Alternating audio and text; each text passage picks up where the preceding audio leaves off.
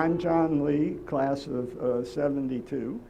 I've got my glasses on so I can see my slides, so I can't see you hardly at all.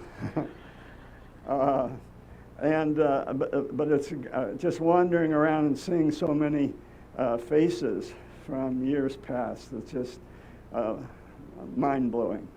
And here comes our musical guru. I'm calling him a conductor. He resists that, but he's going to be in charge of the fun this afternoon.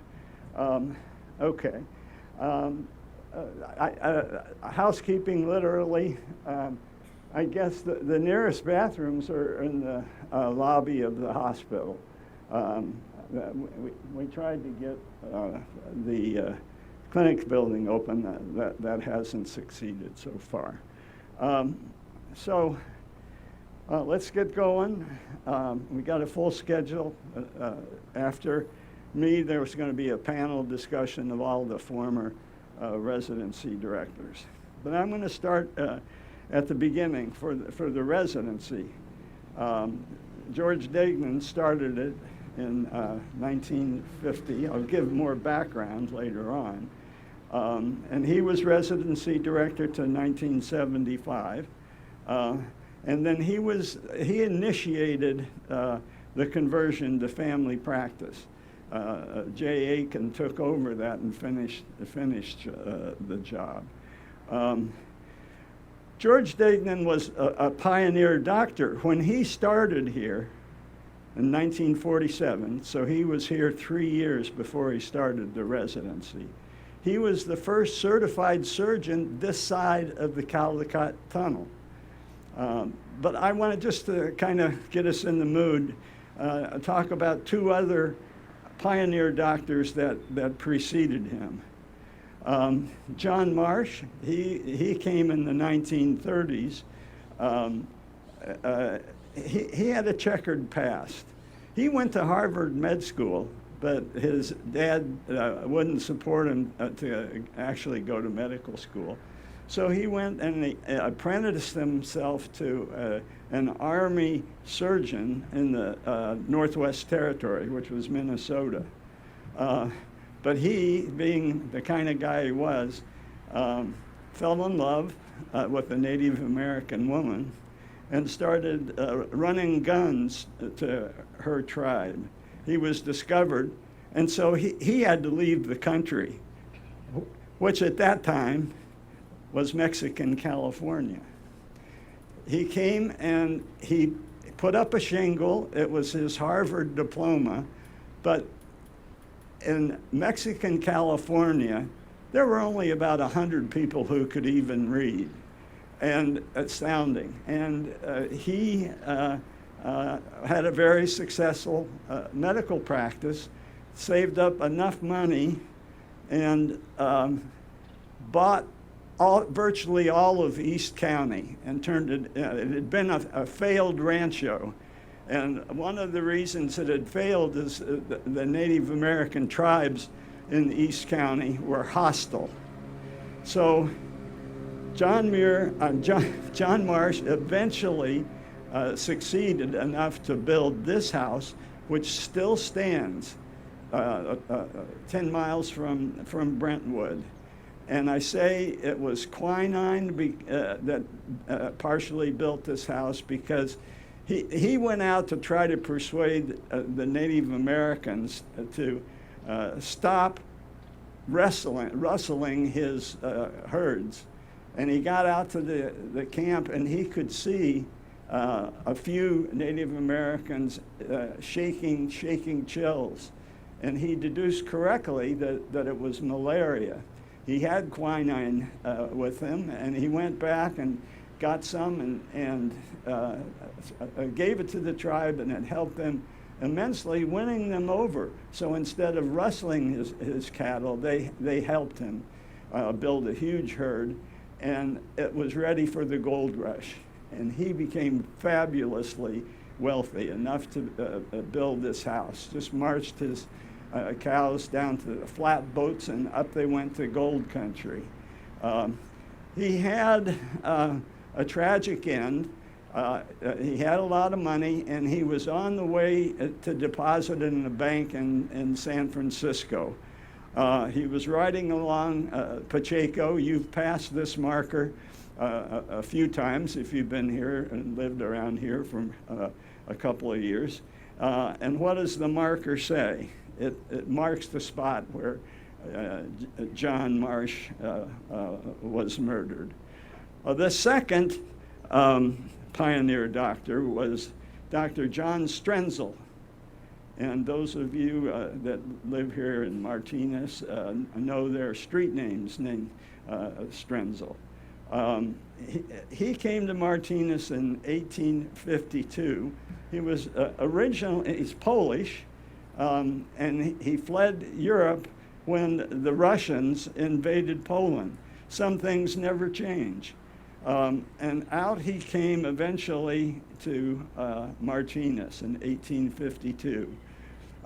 But he didn't earn a lot of money with doctoring skills. He was a horticulturalist. He learned that on the side, and it was his horticultural skills that built this house here. Wait a minute, you say. That's the John Muir house. Yes, John Muir was his son-in-law. John married Strenzel's spinster daughter, and you can see her here taking Strenzel fruit and vegetables down to the docks to load onto the ferry boats. You've seen this panel also. If you've gone on the Highway 4 underpass on Alhambra Avenue, there are 6 panels showing the history of Martinez. Here's the happy couple as they were married in 1880. He was 40 and had no prospects for marriage, and she was 30 and had no prospects for marriage. And they were friends, mutual friends, hooked them up together, and there they were. This is the Strenzel burial place, which those of you who live in Martinez have no doubt visited. I see some heads nodding. It's at the intersection of 2 lanes south of the John Swett School. And you would think, well, John Muir, that must be the big stone. No, that is Dr. Strenzel, his father-in-law. John Muir and Louisa, or Louie as she was known, are tucked over here in the corner. Now that house, if they looked north from their windows, what would they have seen? They would have seen the first county hospital built on the hill in 1880. And notice the eucalyptus trees up here. This, no doubt, originally was meant to be a windbreak, but if you've read the book Rumors of Peace, you know that high school girls would assemble up here for something like Wiccan rites and ceremonies in the book, up in this eucalyptus grove. Does it continue? It probably does. I think this is about the same spot. We're looking at it at a different angle with the New County Hospital over here. But here's a close-up of that county hospital, the veranda. It was more of a sanatorium than a hospital. No doubt TB cases were kept here. The second county hospital, 1914, and what had happened, oil had been discovered in the Central Valley. If you've ever seen the movie There Will Be Blood, it's all about the discovery of oil in the Central Valley. So Shell had an interest in having a hospital nearby, and they recruited a physician Dr. Edwin Merrithew, who became the county medical officer for over 30 years, all the way up till 1947 when Dr. Degnan came. Merrithew had been an intern once during the San Francisco earthquake, and he made rounds in this tent hospital in Golden Gate Park. Merrithew's descendants gave me this slide, a colorized slide, and Dr. Degnan, when he arrives, it's to Merrithew's great relief, because during World War II, the population had exploded. We're familiar with the oil refineries in Central County, the steel mills in Pittsburgh, the shipyards in Richmond. And Richmond was where George Degnan went to high school, so he was very attuned what was going on in Richmond. So Degnan arrives in 1947, but soon he's overwhelmed. Let's just go back, and I've had the opportunity of talking to Degnan's family and got some interesting information on his background. He went to Richmond as a high school student, and he fell in love with the harbor and with boats. And this is a theme. It continues from his exposure from high school on. He went to Berkeley on a football scholarship, and then he went to McGill Medical School, Canadian Medical School in Montreal. And I'm going to say it's possible that this is the first link in our residents' global focus, and there'll be plenty more about that. He also, no doubt, was influenced by a more public consciousness and for access to health care in Canada, and then in just a bit you'll see he'll be going to Britain. But first, he goes to UCSF residency in internal medicine in 1939. And we were all heard about that, but he quit and went to Europe, and we never quite understood that. Well, he had met a socialite woman, a very well plugged in family in San Francisco, and they got married just before he started the residency.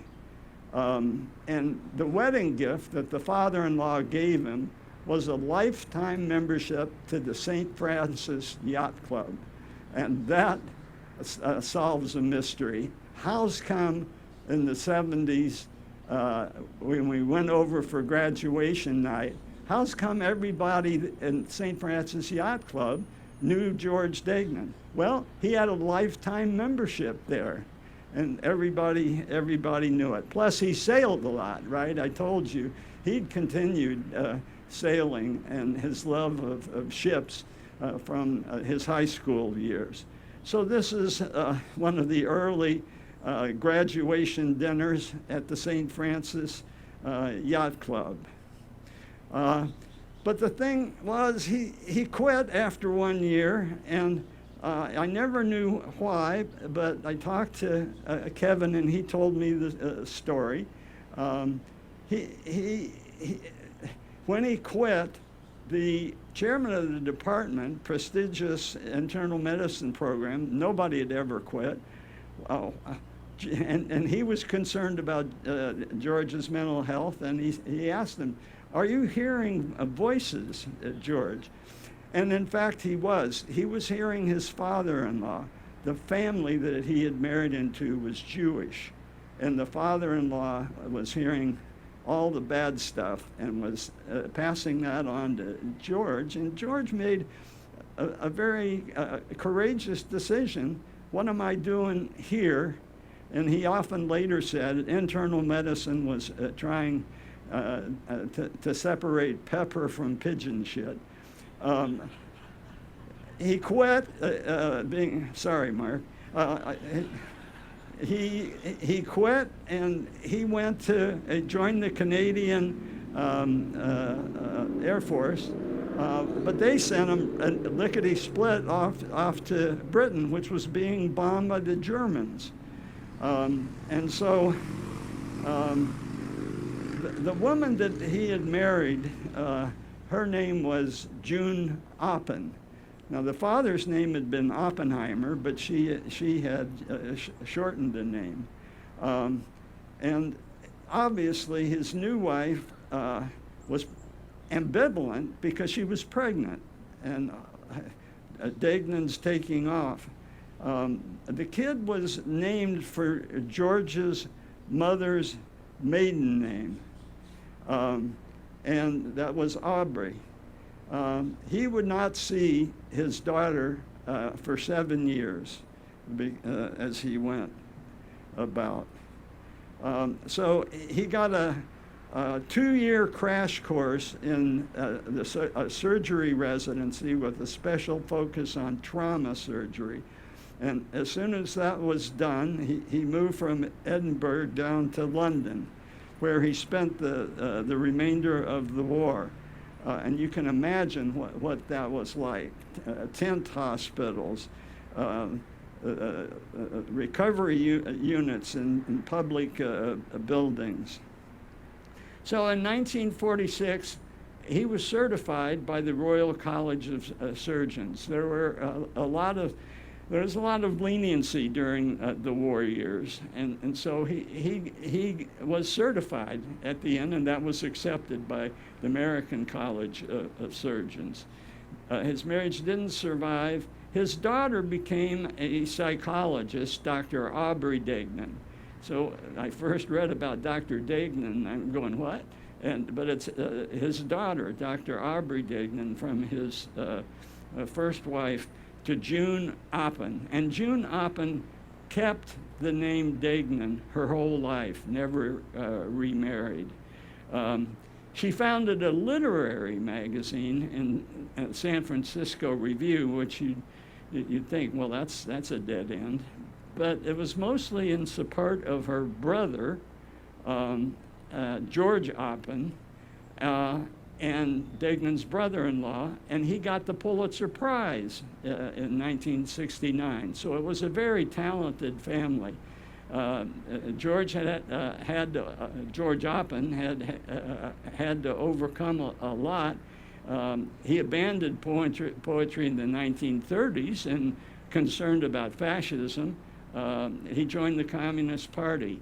Much like in the movie Oppenheimer, we know that Frank Oppenheimer, Robert Oppenheimer's brother, had joined the Communist Party, and that was an important fact in running the plot of Oppenheimer's life, the book about Oppenheimer, and then ultimately the movie, which was very true to the book. So he had fled to Mexico in 1950 with McCarthyism, but he came back in 1958 and won the Pulitzer 10 years later. So Deignan moved in at the age of 33, 1947, and he was soon overwhelmed, and that's why he started the residency in 1950. And he, in whimsical moments, would say, I teach you guys, and in return I get slave labor, tongue-in-cheek, most of the time. This is a familiar face to all of us. Rudy, the class of 1954. I tried to persuade Rudy to come. He's having mobility issues. I just talked to him on Thursday. And I said, well, Rudy, you could park right at the edge of, and just walk 50 yards and then turn around and go back. And he said he'd think about it. So don't be surprised if he shows up later.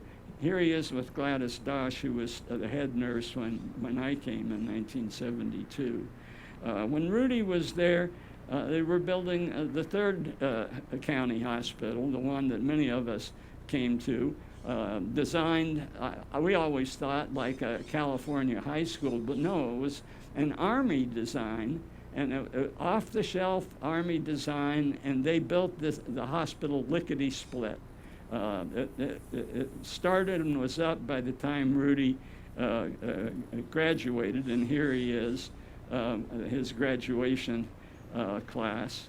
And you see George is alone.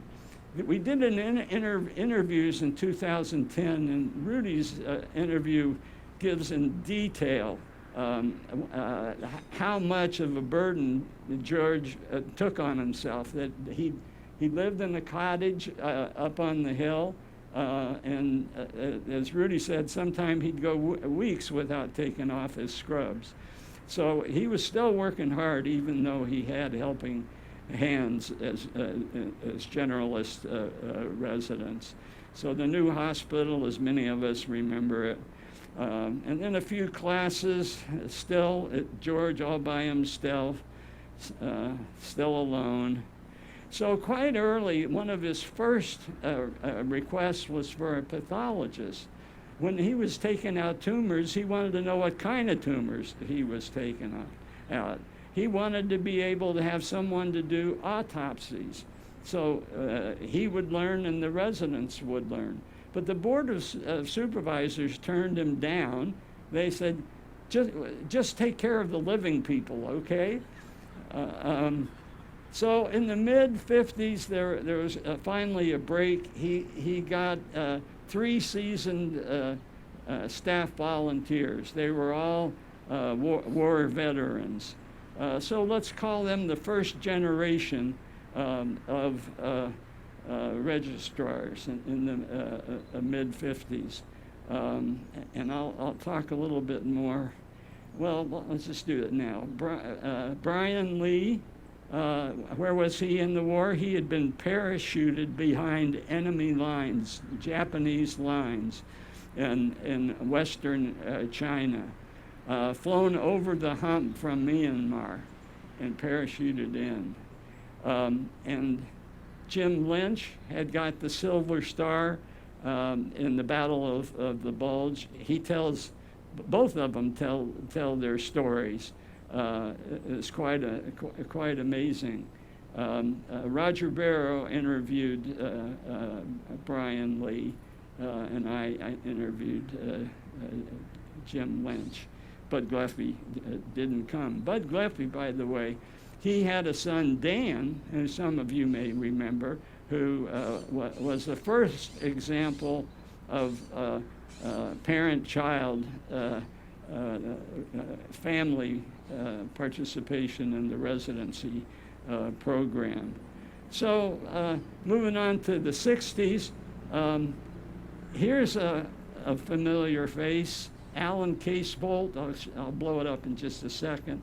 He had just come back from the Congo, and he had seen a mysterious wasting disease in the Congo in the 50s. And he's pretty sure in retrospect that it must have been early AIDS, HIV outbreak. And then here's Walt Carr. Let's get a closer look at their familiar faces for the old timers. And here is Walt Carr in the 70s on rounds with George Degnan, who was still clinically active. A couple of other new residents, Saul Gong and Ron Fujimoto and Kent Sack, joined the staff. We see this must be just before going over to the St. Francis Yacht Club.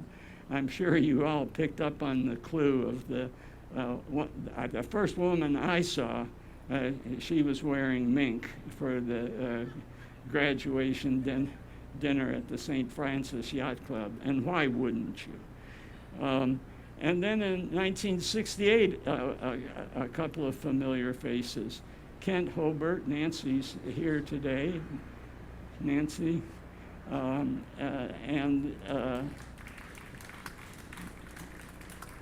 There you go, because she's been very active politically, and she also was very active in supporting Kent, as I'll soon describe in more detail. And Jay Aiken in 1968. He was interviewed in 2010 at the residency, and he'd actually come briefly to work in the ER in 1962, but he came back for good in 1967, and he eventually became a residency director. A third woman, Carol Fries, I overlapped with her very, very briefly. Again, Kent Hobart, Jay Aiken, and Chuck Phillips, who got very much involved in EMS. I don't know if Joe Barger's here, but he would be able to fill that in the details on that. And then in 1973, a bumper year, Rick Huey and I and Al Loosely were in the same class at UCSF. Sandwiched between us there is Jay Crockett, one of the most terrifying basketball players there was. He opened the Mormon gym up to us after work. Bill O'Shaughnessy was at your event last night. Unfortunately, couldn't stay today. But here's the most powerful woman in the hospital when we were there. It was Kathy Carpino. She in terms of the residency, she ran it, and was there for most of the 70s. We all fondly remember her. But the first woman who stayed, smashing the glass ceiling, was Kate Bennett. And I don't think you can see my arrow, but there she is. And here you have Rudy Leong. Rudy had gone to Alaska. Bill Egeman's here, so he's familiar with doing that. He'd gone to Alaska for 10 years and then came back and joined the medical staff as a registrar in internal medicine with Mark, and then dermatology, which I had the pleasure of working with him for a few decades. Also in this picture is John Rose. You'll see more of John later. And Pat Harpole, I think he's here. And Miles Graber. One of the great things about organizing, help organize a reunion is you get to meet people you haven't seen in a long time. So I spent a couple of hours with Miles and a few of the other people here. And it was great reconnecting. He can't come today because he has a piano recital. And also Al Loosely. But crashed the glass ceiling, and here we are. I think Meg McLeod, Sharon Heiner, Diane Dakin. As I said, I can't see the crowd, so. And then Ruth Embry. She was a parent-child resident as well. Her father had been.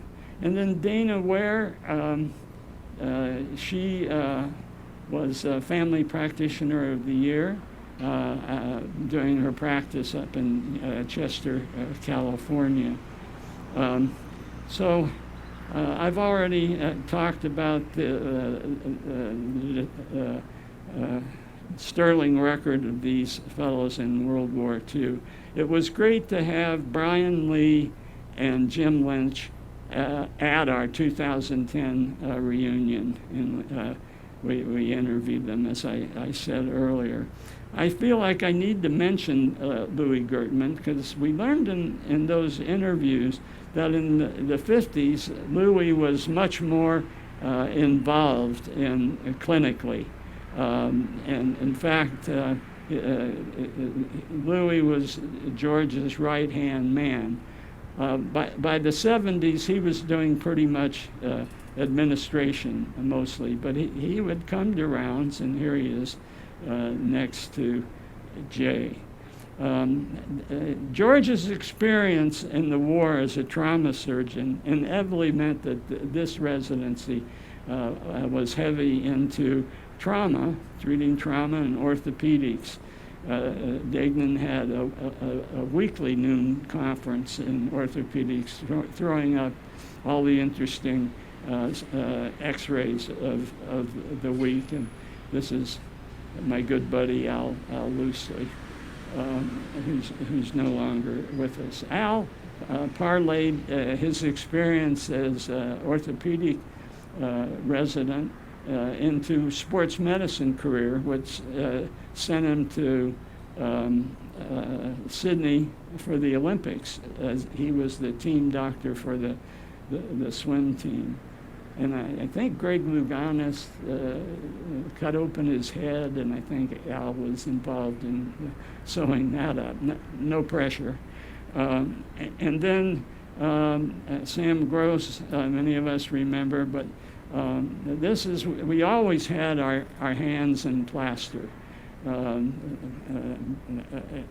No gloves, and that's what we did. So Pat Harpole demonstrated how to and where to put in burr holes, and Sam Richards is here today. He's from the class of '82. Sam, raise your hand. There you go. Sam put in burr holes in an ambulance, and in the little village where he practiced, Ashton, Idaho, lived a young girl who was very impressed at what Sam had done, and she said, "I got to go there."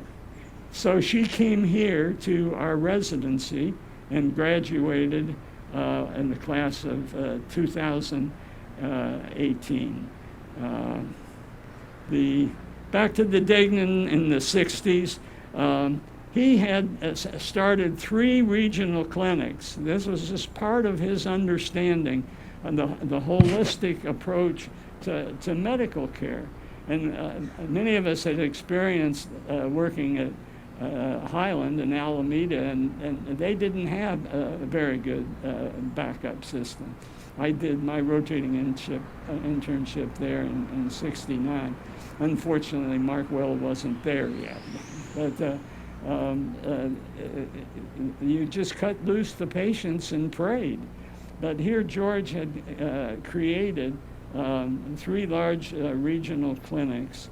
And so there was a system for follow-up. And always in the back of his mind was universal access. I want to thank Steve Marin, if he's here, for this slide. This was a statement that Steve got this quote from George, that you have a responsibility to get involved in politics, basically. And he did. He had a buddy who lived near him, George Miller II, and he became a mentor and then an ally. George Miller Jr. Was very powerful in Sacramento. He was a senator, chairman of the Finance Committee, and he was described as an earthy, engaging man, and so was George. So you could understand those two would get along. he made it into the Oval Office, standing to Kennedy's left, and he came back, and he got a liberal agenda through up in Sacramento. One of his local projects with Dr. Degnan was to set up early intervention for physically challenged kids and to give respite to their parents so they could work and have productive lives. Two of those programs still exist in Concord and in Richmond.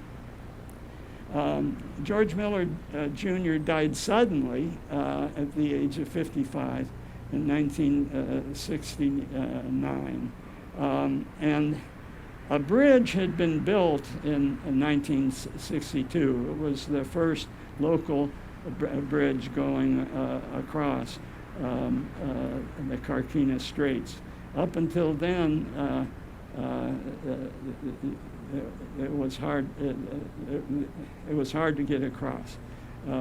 So that opened up, and then a few years later, it was renamed George Miller Jr. Memorial Bridge, and it was a two-way bridge. It had to be at that point. The railroad bridge had gone in 1937, which was the death sentence for Port Costa. You wonder, how could Port Costa have existed? Well, before this rail bridge went in, it was the terminus of the railroad, where all the goods were offloaded to ferries that would go across to Benicia. So Degnan kept innovating in the 60s. It was small clinics, Oakley, Brentwood, 8th Street in Richmond, Concord. But his thing was prepayment, capitation. And so he saw to it that Contra Costa was the first federally qualified public sponsored HMO in the United States. And you got to think that he was influenced by Kaiser, who built the Victory ships in his hometown of Richmond, where Rosie the Riveter did her work. Be sure to, if you haven't yet, go to the Rosie the Riveter Museum on a waterfront in Richmond.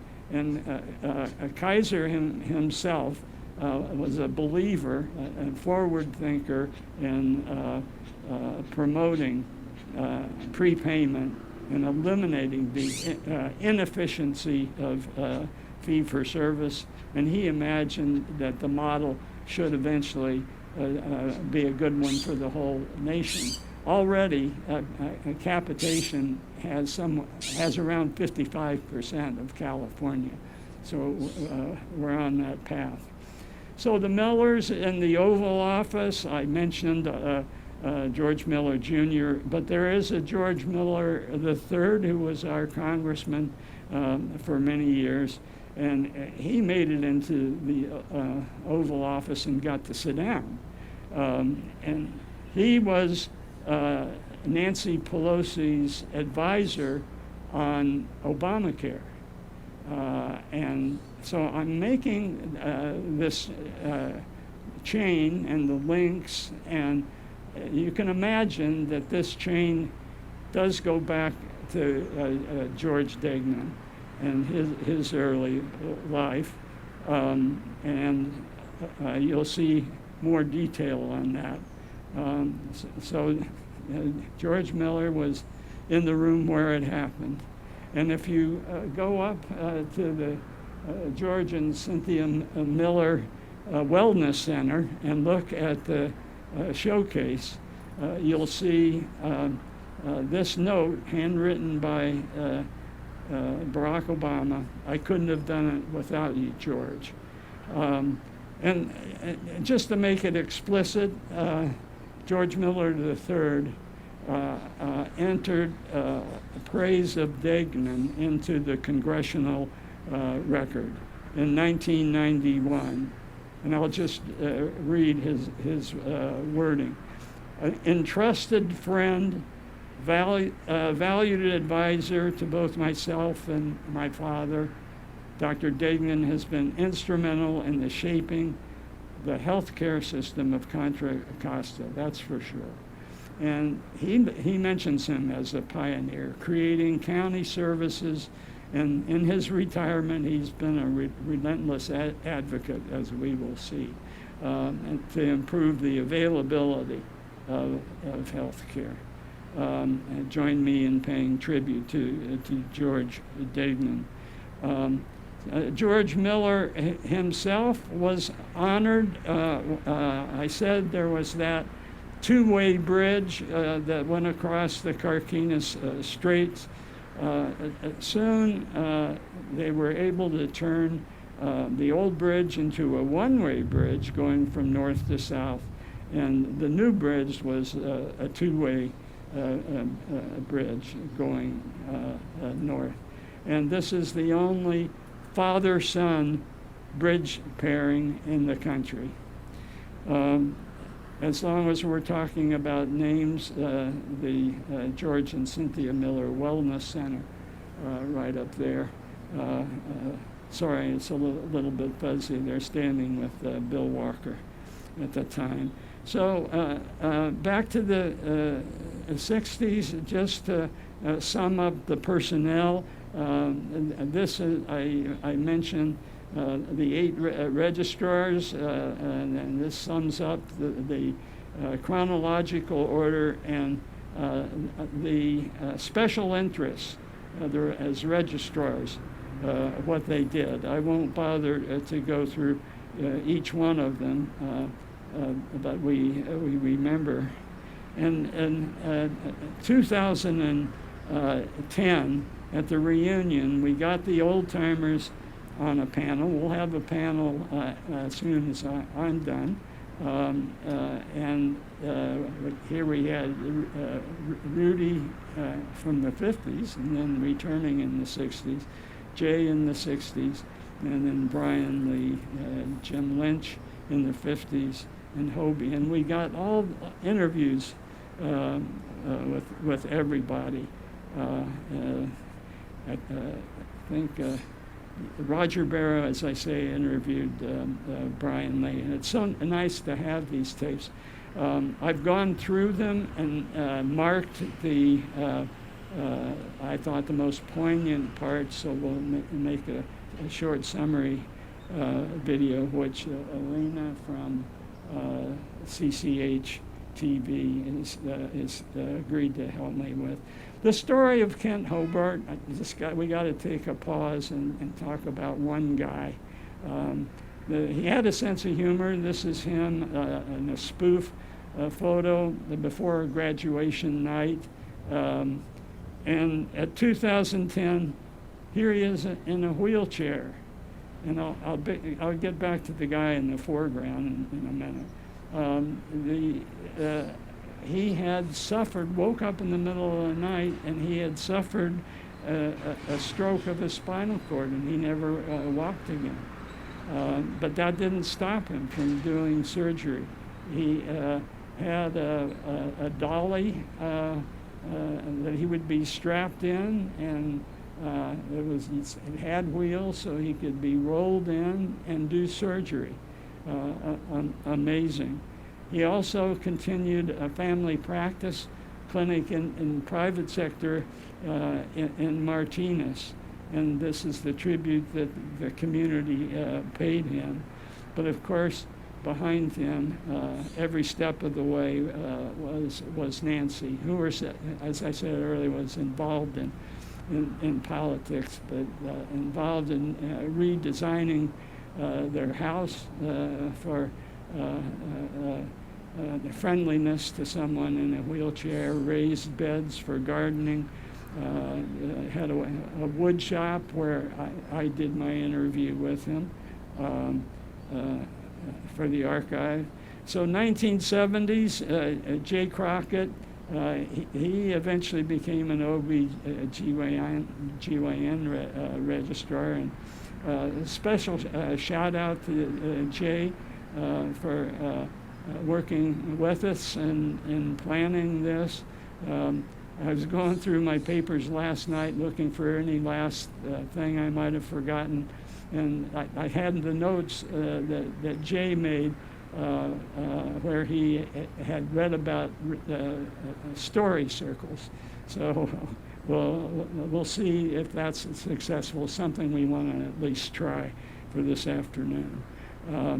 And then we also got our first full-time internist, Mark Will.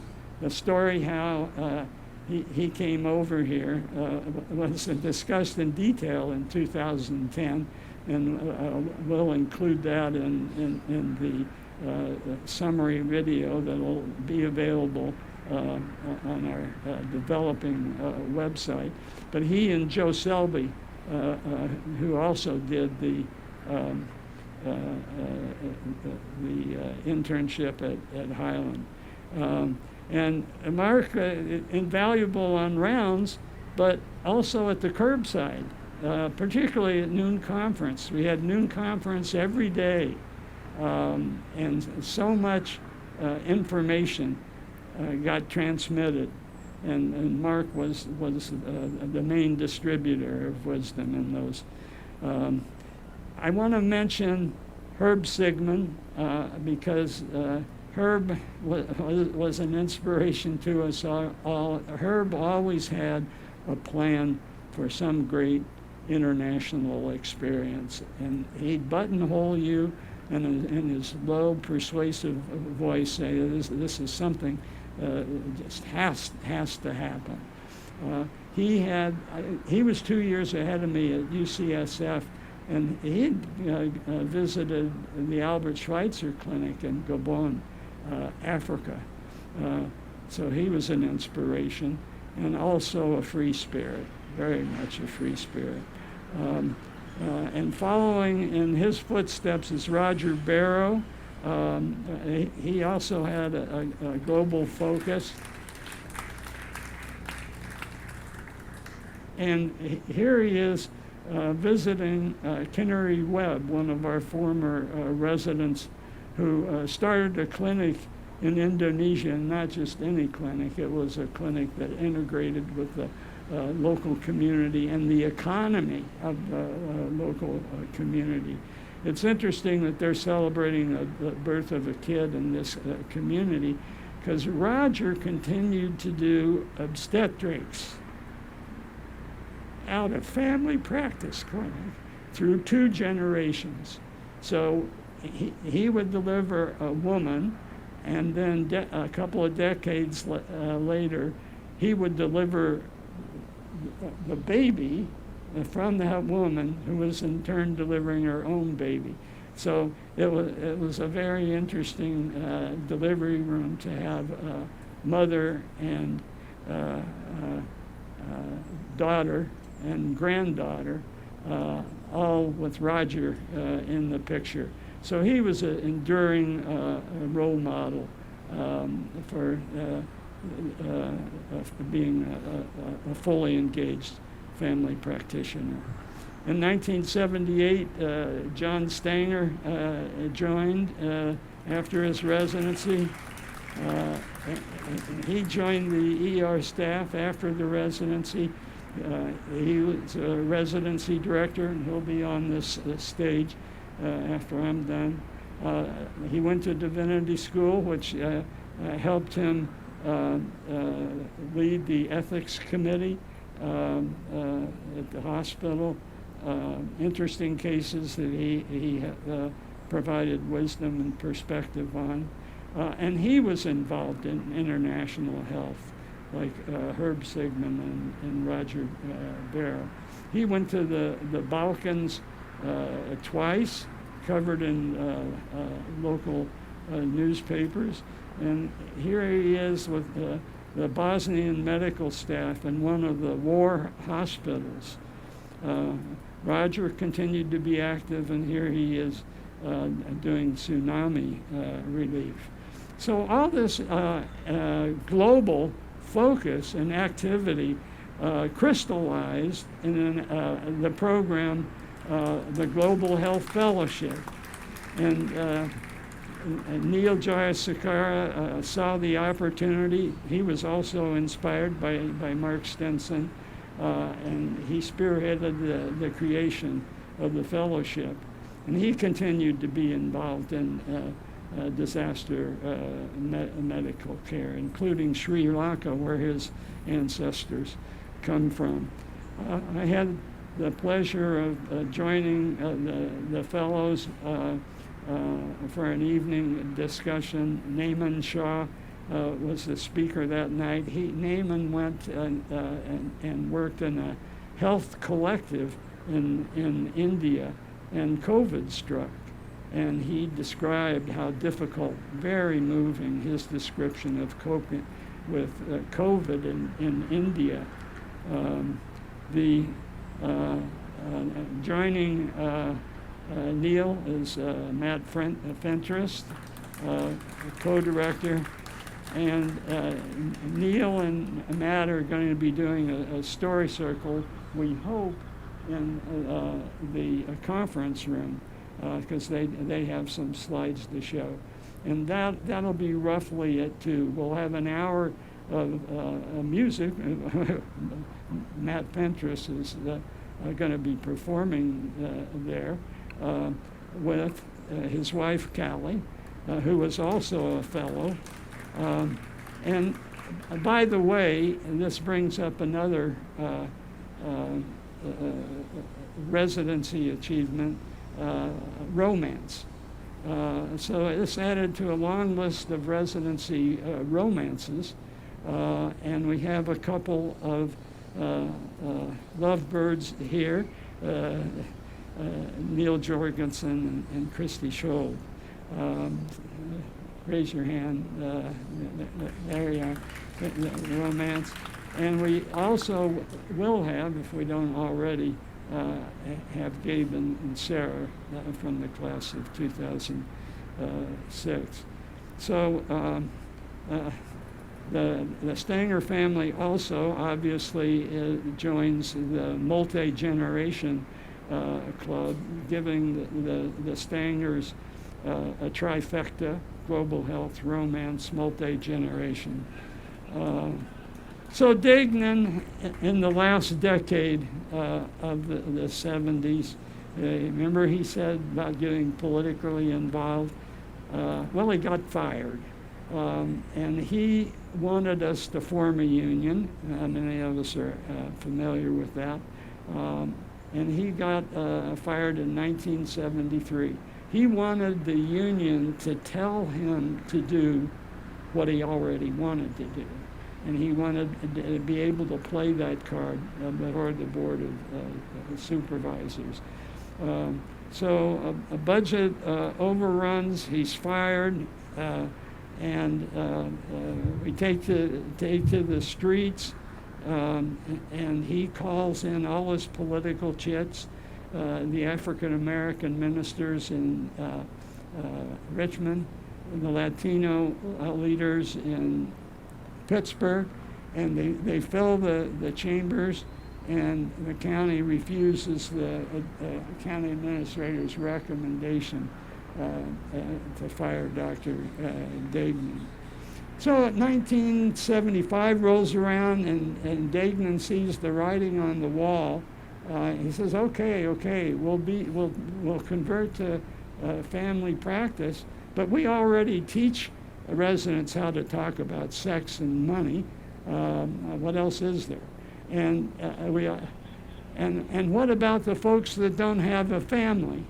And you know what? Let's just change the name of outpatient clinic to family practice clinic." Well, that didn't work. Fortunately, he bonded with the head of the family practice department at Sacramento, UC Davis, and they had a network. And George, just join our network. We'll provide you that umbrella, and all you have to do is hire a psychologist and give nurses more responsibility. So we started the nurse practitioner program, which is what I was involved in. But fortunately, he bonded with Hughes Andrus because Hughes had also been on an accelerated course during World War II. And finally, in 1978, there was a bit of a scandal. There was some irregular recycling of out-of-date X-rays for silver. But Dr. Degnan was 65. It was time to retire anyway, and none of this affected the residency. But it was a stormy transition, to say the least, and this is how one newspaper covered it. Dr. Degnan said to get involved in politics, and boy, did he ever. He did not go quietly, and he felt secure enough to issue ultimatums. Let's turn to a very proud moment. I mentioned Kate Bennett. She became medical staff president at an opportune time. The Reagan administration wanted all public hospitals to be able to throw up new beds on short notice to receive victims of nuclear war. Ooh. And we said no. We were honored by the Gray Panthers. I think Diane Dakin is here. She's in this photo next to Kate Bennett. And the New York Times covered it. Coast doctors rebuffed Pentagon. That's pretty gutsy, and Kate was capable of doing that. Mark Will was on vacation once back east in New York and met an ethicist from the Hastings Center, and they were having a nice conversation when Mark mentioned he was from Contra Costa County. And all of a sudden, the eyes lit up and the conversation turned to how we had rebuffed the Pentagon. And this member from the Hastings Center turned Mark onto a special issue that the center had issued, should physicians prepare for war. They gave a detail of exactly what had happened, as I just said, and many ethics-based articles. The physician is moral leader. But also, the theoretician behind all this was Catherine Smick, who worked out of the Mount Diablo Peace Center, but she was also our TB control officer. And she urged all of us to join the Physicians for Social Responsibility, who had been the key organization organizing this, a group that eventually recruited 400 NGOs, and they got the Nobel Prize. So in a way, the Physicians for Social Responsibility, we were all we imagined were part of the Nobel Peace Prize in 1985. It's just what I just said. So, winding to the end here, where to locate a new county hospital? We had a leaky roof. This hospital built in 1954. It wasn't earthquake resilient, and off we went. And there was the battle, and George Degnan, it puzzled many of us. He was opposed to rebuilding the county hospital. His idea was to use the 3 district hospitals, Doctors Hospital Mount Diablo and Las Medanas. And he was always haranguing us to go and take over those medical staffs, but we didn't know how to do that. And so he opposed it, and it got very rancorous. But the supervisors eventually voted for a new hospital, and Jeff Smith, who's here today, and will lead a story group on physicians as hospital administrators. We've got quite a few. But it all came down to Marc Desaulniers switching his vote, and Jeff had a lot to do with that. A very dramatic showdown one afternoon in the Board of Supervisors where Mount Diablo would not take guarantee responsibility for jail patients and psych patients. And if they're not going to do that, Desaulniers switched his vote. I've heard secondhand that he thinks nobody remembers that he switched his vote. So he's speaking tonight, tonight's event, and each one of you could go up and thank him. I'm sure that he would appreciate that. So Jeff persuaded Desaulniers, and along with Tom Torlakson, we had 3 votes. Well, what about Degnan's idealism? It was misplaced. And that's because the district hospital system had already started to weaken in the 80s, and a lot of district hospitals were folding. The Hill-Burton financing was running out, and so sure, a great idea, but not realistic. In 2010, Dr. Hobart gave a very moving talk. They had opened up their house for the last night of the reunion. Nancy and Ken were very gracious hosts, and this is where we did a lot of the interviews. And Hobie gave this impassioned recollection of how hard it had been to oppose George Degnan. Here he was, our medical mentor, and also a neighbor of the Hobarts out in Alhambra Valley. And it just tore him apart. And we'll put that speech also in our residency archives. So Degnan was a man of contradictions, a social activist, but also a real estate hustler, a political radical with a yacht and a Cadillac, a very practical clinician, but an impractical visionary, profane, but also eloquent in the tradition of an Irish storyteller. I'll never forget his Ruth P's eulogy. I'll stay here and I'll be the last man standing, and the last thing as people leave, if old timers want to stick around, and we'll tell Degnan stories. I project that'll be somewhere around 4 o'clock. But 2 o'clock we'll have the first round of story circles, 3 o'clock the second round, and then 4 o'clock the people just won't quit. And so I'll tell about the Ruth P's eulogy then.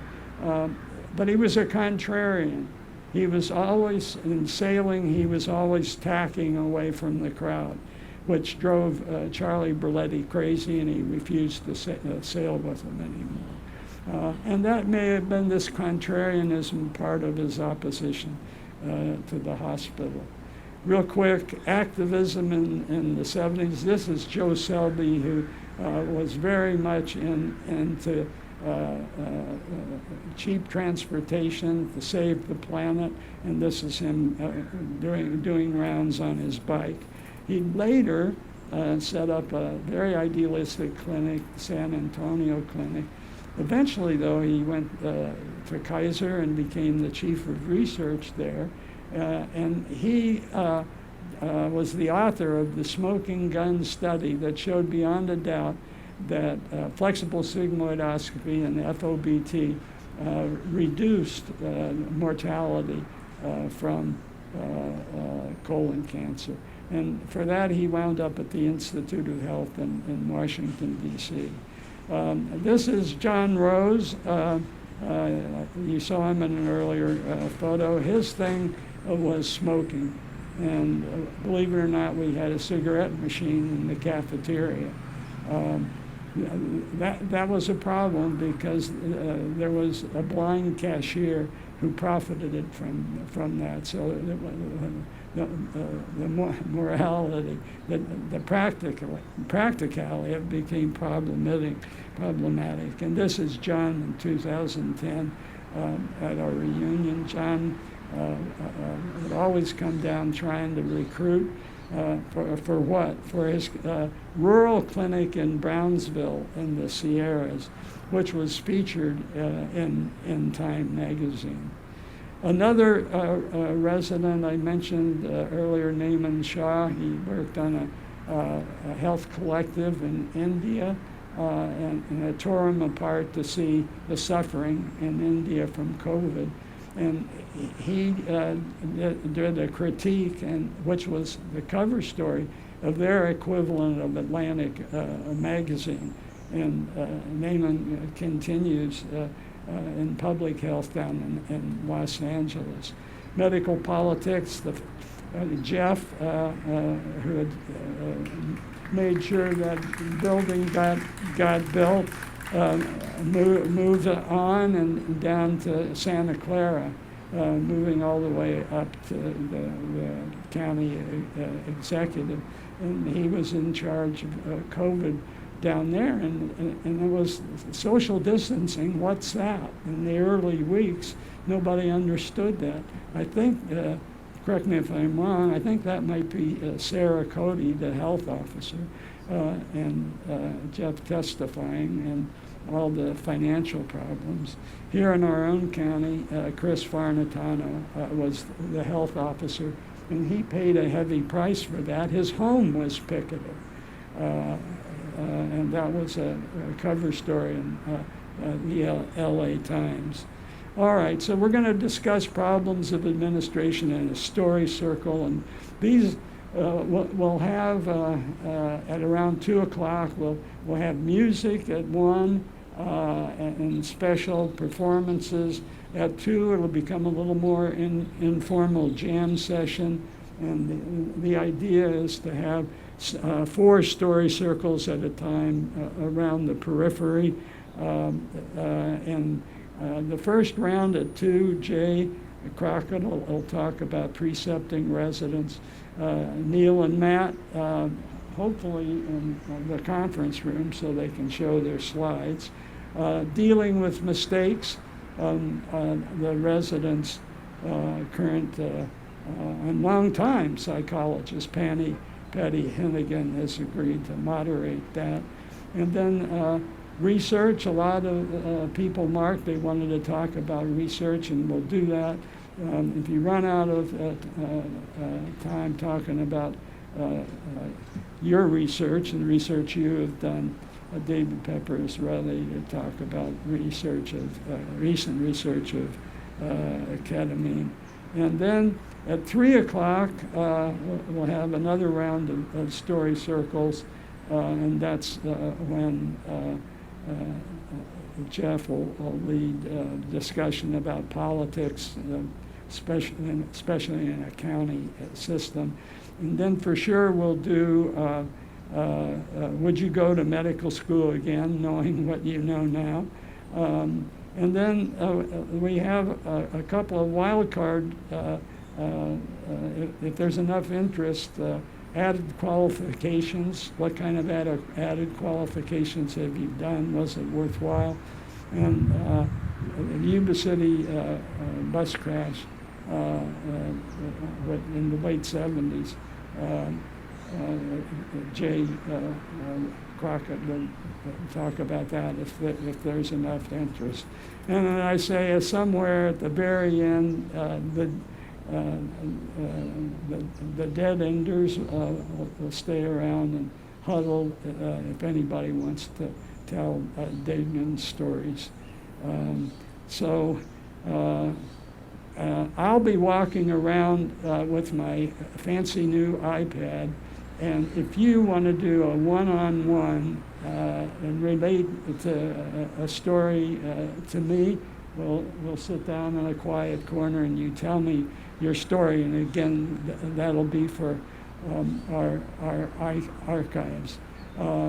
And we've had some alums who have received big-time awards. Here's Jeremy Fish. He was our residency director from 2003 to 2013.